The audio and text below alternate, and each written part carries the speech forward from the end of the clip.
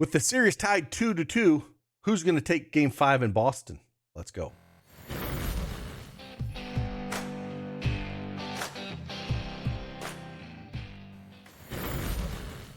Hey, good morning, everyone. It's Craig Bennett, a.k.a. Cash Keg, back with another NBA Prize Picks video. We're going to talk about a little Milwaukee at Boston, but a little recap of yesterday. I felt like the first game I had completely right. Definitely thought Miami would smash them in the mouth, and they did just that. Just played really well.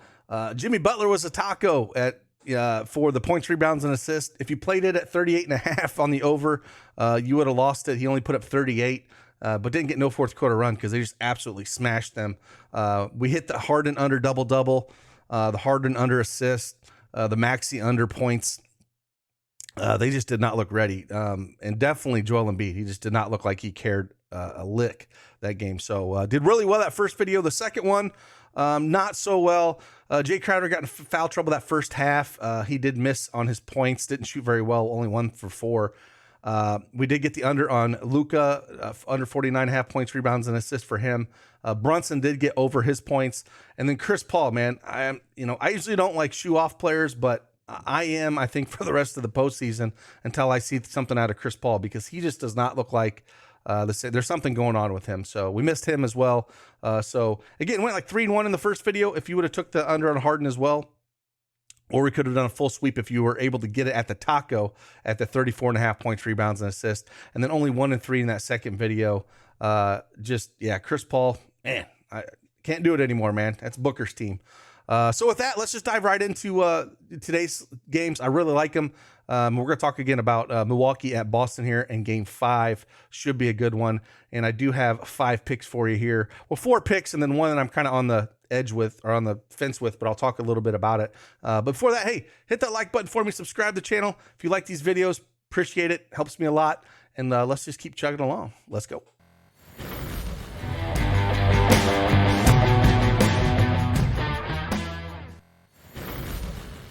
All right, we have the NBA Prize Picks desktop up here. They got a sweet mobile app you can download as well.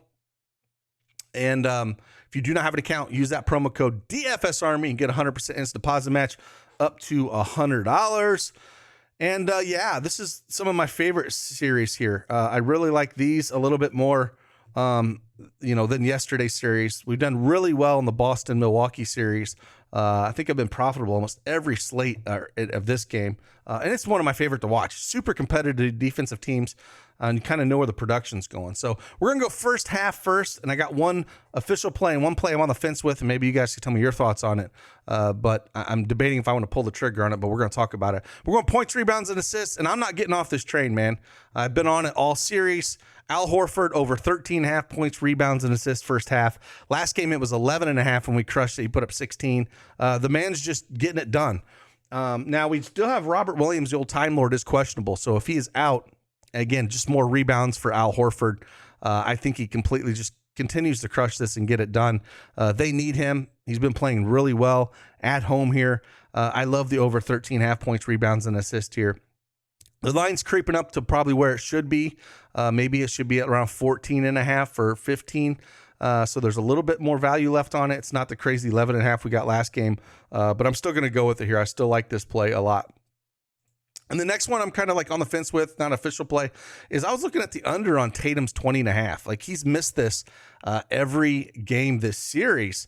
And he got 7 rebounds in the first half here in this game here. He only had 9 points. And he had 7 rebounds, 0 assists. A lot of that had to do with Time Lord. He's just not getting it done really in this first half. Playing a ton of minutes, 21, 21, 21, 18.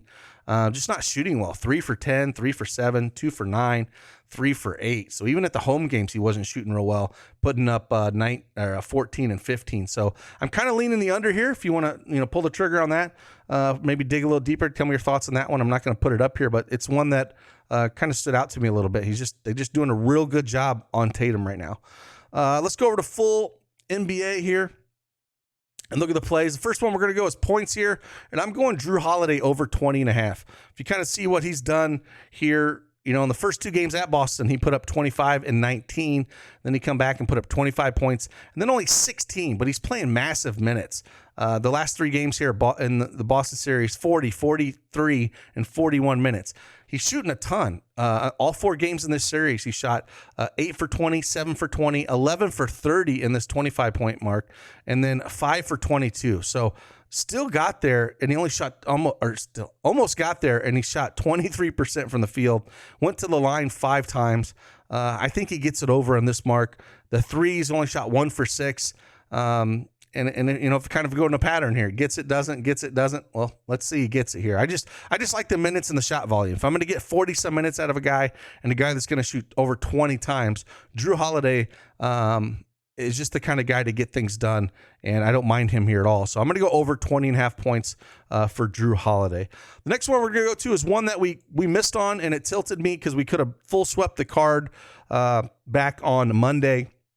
And he just didn't get any fourth quarter run. They went out there and put White out there. So I don't know if that's a trend or not, but I'm going to take a chance that it isn't. And I'm going to go Grant Williams, and I'm going to go over the 14.5 points, rebounds, and assists here at home. Again, role players at home I like a little bit more. For whatever reason, they didn't run him out on the road a ton. He still almost got there, right? Like the line was at 14.5, and he put up 13. And he only played 25 minutes. He didn't play the entire fourth quarter, which is crazy, and he even started.